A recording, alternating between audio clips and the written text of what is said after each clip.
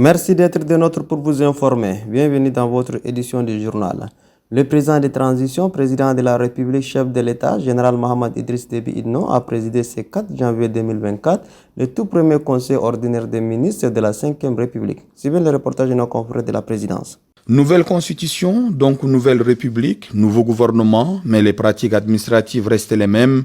Après l'entrée en fonction, place au Conseil des ministres, le premier du gouvernement. Sur le perron, au même endroit où la liste a été dévoilée le 2 janvier dernier par le ministre d'État, secrétaire général de la présidence de la République, le tapis rouge est déroulé et la garde d'honneur installée. Le décor donne à voir sur les rituels d'un premier Conseil des ministres. La valse des arrivées a commencé peu après 13 heures.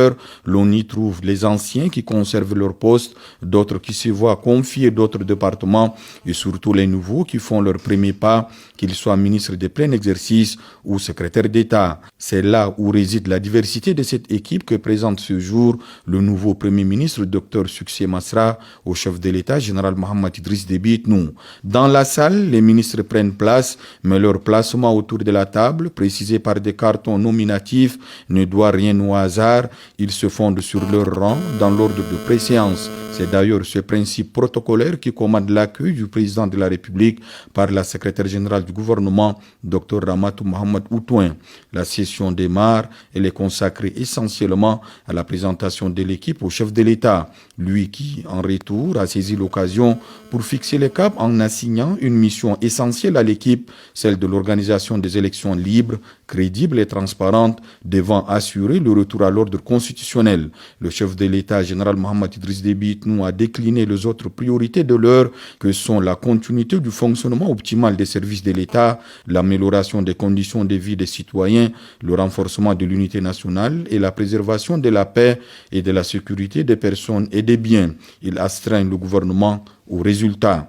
Mais déjà, le sujet du moment est celui de la crise qui secoue le système éducatif. La question est une sorte de patate chaude pour le ministre de l'Éducation nationale et de la promotion civique, Dr Ndolomba Sadi Njesada, qui se veut tout de même optimiste. Avant même de venir à ce premier Conseil des ministres de la 5e République, j'ai eu à échanger avec les différents membres du syndicat pour pouvoir trouver une solution. Et je pense que nous avons fait des progrès majeurs, espérant que d'ici les jours à venir, on va trouver un terrain d'entente pour que nos enfants reprennent le chemin de l'école. Le secteur de l'éducation domine l'actualité, mais pas moins que celui de l'agriculture, avec en filigrane la menace de la famine cette année. Keda Bala, ministre de la Production et de la Transformation agricole, entend agir sans perdre du temps. Nous devons très rapidement, en fonction des différentes zones écologiques, du nord au sud, d'est à l'ouest, en fonction de ce qui est possible d'être fait, de faire en sorte que les projets qui sont en cours, les projets de production agricole, puissent être activés très rapidement. Les cultures maraîchères qui sont dans les zones possibles, nous allons faire en sorte que cela soit fait très très rapidement.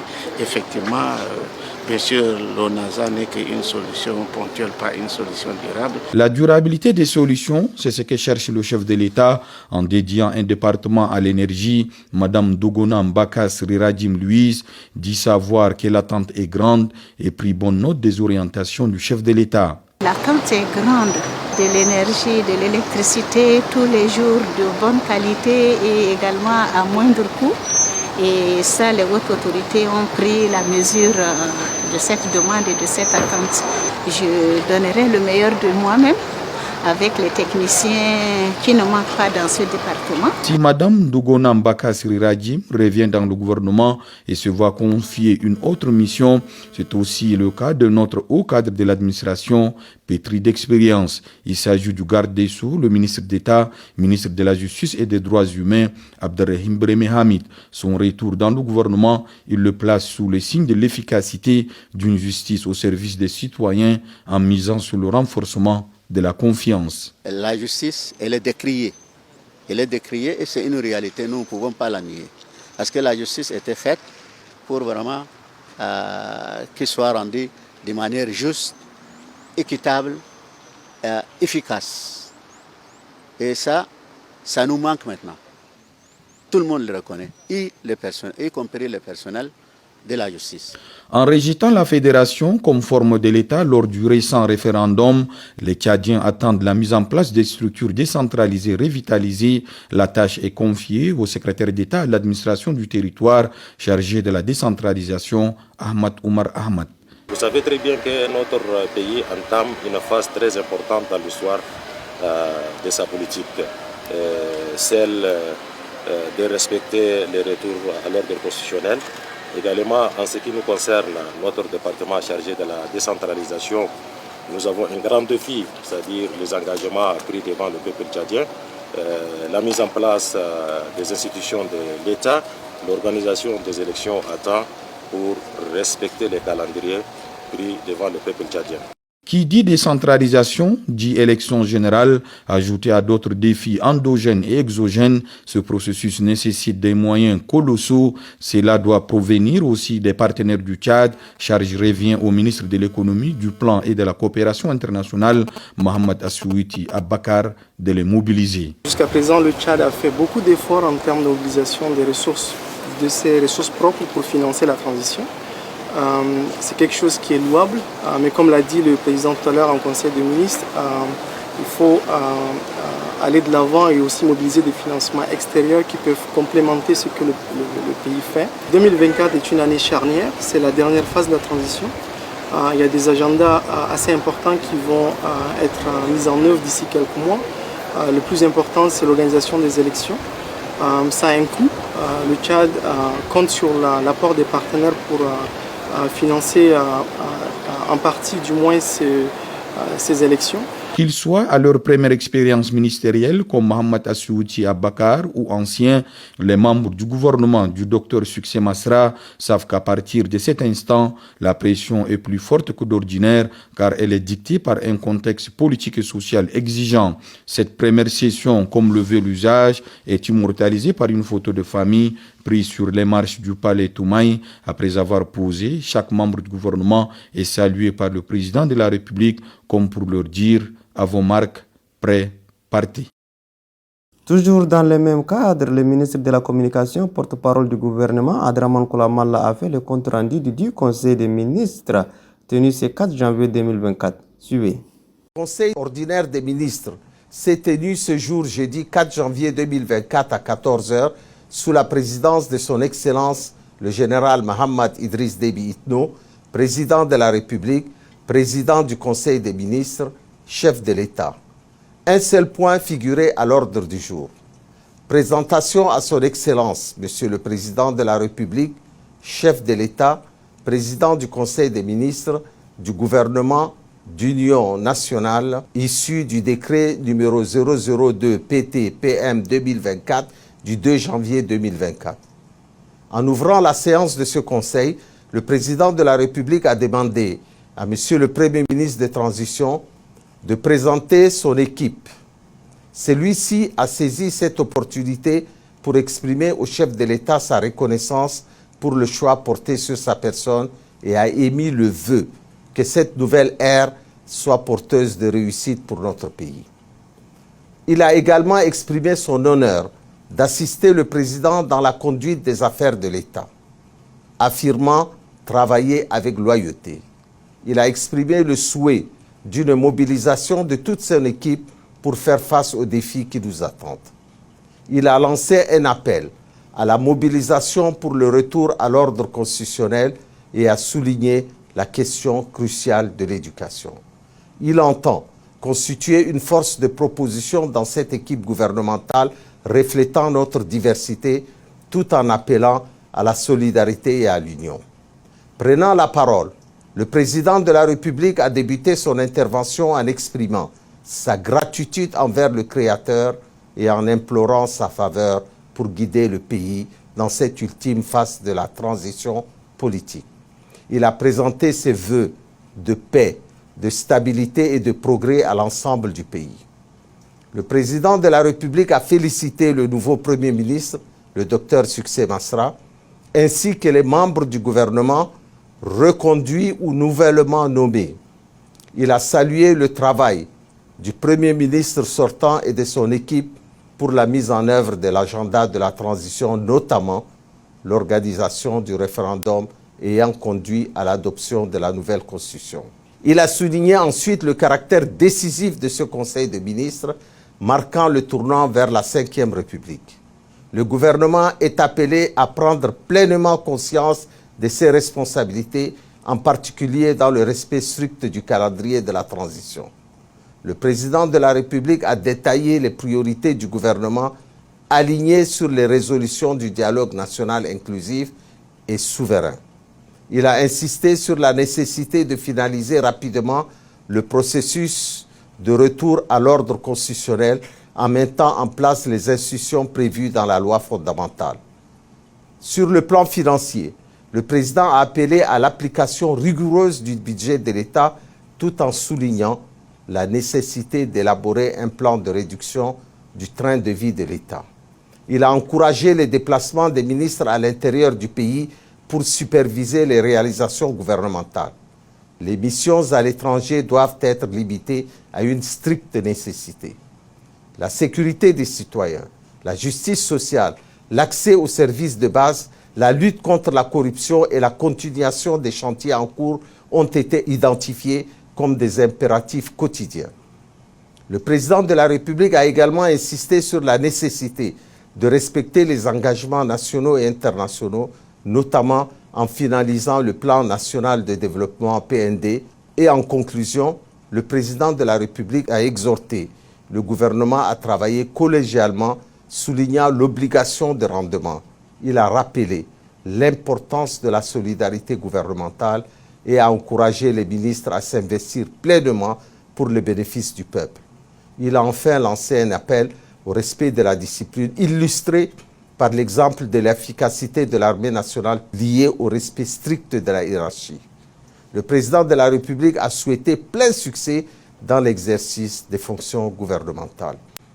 Commencé à 14 h, le Conseil a pris fin à 14h55.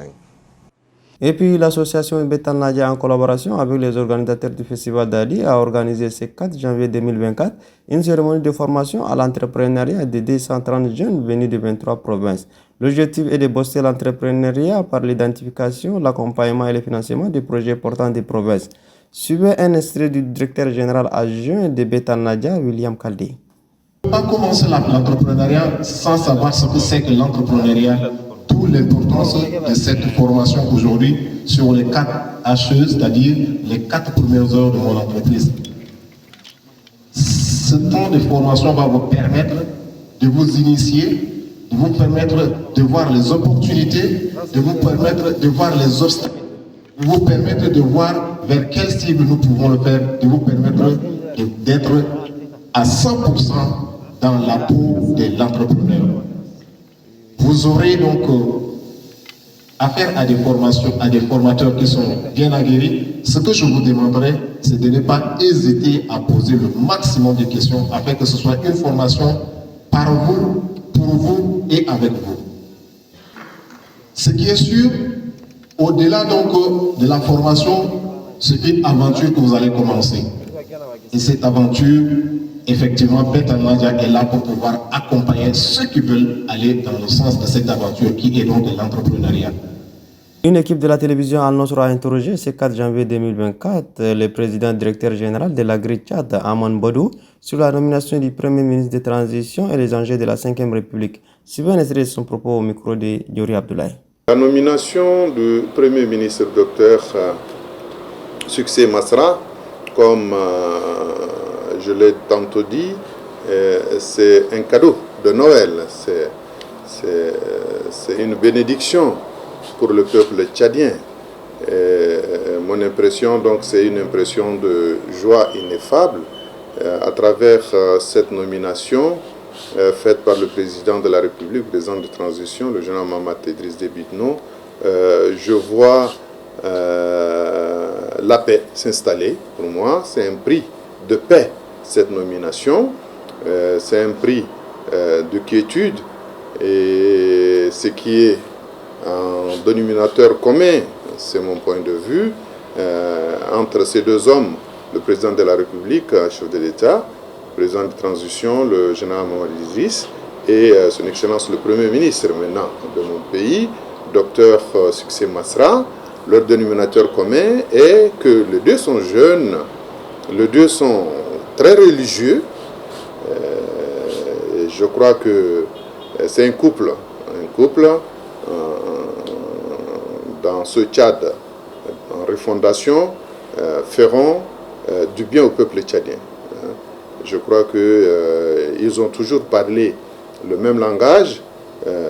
C'est vrai, deux fois il y a eu des incompréhensions, mais maintenant ils se sont compris les deux. Et donc mon impression, c'est vraiment une impression de joie, et que le peuple tchadien tout entier, qu'il les accompagne par leur bénédiction et également par leur soutien indéfectible, pour que ce que nous attendons, nous, peuple tchadien, la paix, le développement, donc l'amélioration des conditions de vie de chacun. La nouvelle République, la 5e République, doit faire ce que, en amont, les 1500 enfants du Tchad réunis à travers le dialogue national inclusif et souverain pendant 45 jours ont décidé. Rappelez-vous que nous avons voulu pour cette refondation du Tchad la paix. Sans la paix, rien n'est possible. La cohabitation pacifique, le brassage, l'unité des enfants du Tchad et la justice sociale. Nous avons décidé lors de ce dialogue national inclusif et souverain, c'est ce que nous avons consigné dans le cahier des charges, c'est aussi la place de jeunes et de femmes dans le développement. Un développement durable au profit du peuple tchadien. Donc je crois que les défis à relever sont les défis de cet ordre, associés aux défis internationaux qui sont aussi les nôtres. Et je crois que le gouvernement de la 5e République, à leur tête le président de transition, le général Mohamed Idriss Déby Itno, ils ne pourront que, et comme d'ailleurs il s'est fait très bien jusqu'à aujourd'hui, mettre en application rapide toutes les recommandations et les grandes conclusions du dialogue national. Et sur ce, c'est referme cette édition. Merci de l'avoir suivi. À demain, Inch'Allah.